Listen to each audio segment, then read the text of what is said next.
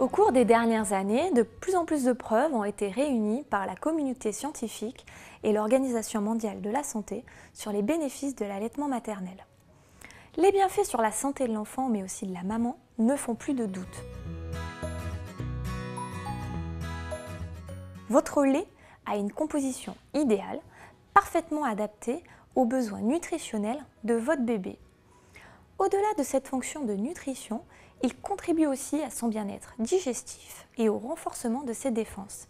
Il jouerait également un rôle dans la prévention de l'obésité de l'enfant et de l'adolescent.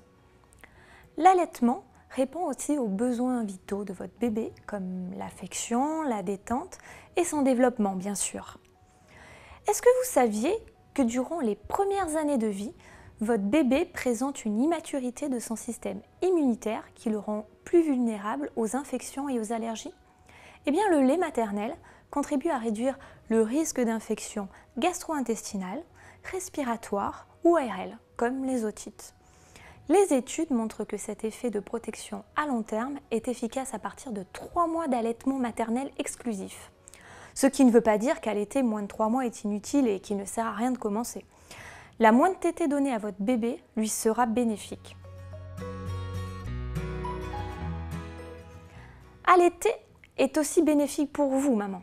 L'allaitement favorise en premier lieu la récupération après l'accouchement en entraînant des contractions utérines qui diminuent les saignements et permettent à l'utérus de retrouver sa taille initiale plus rapidement. De plus, à chaque tétée, vous produisez différentes hormones comme l'ocytocine et la prolactine. L'ocytocine favorise l'attachement entre la mère et son bébé.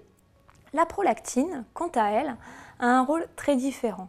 Elle engendre un état de bien-être, voire de somnolence, ce qui vous permet de vous reposer, de recharger vos batteries pendant la tétée et de vous rendormir rapidement la nuit lorsque votre bébé vous réveille pour téter. Ne vous étonnez donc pas si 30 secondes après la mise au sein, vous avez envie de dormir. Par ailleurs, il a été démontré chez des femmes ayant allaité une réduction du risque de diabète de type 2, du cancer des ovaires et aussi du cancer du sein.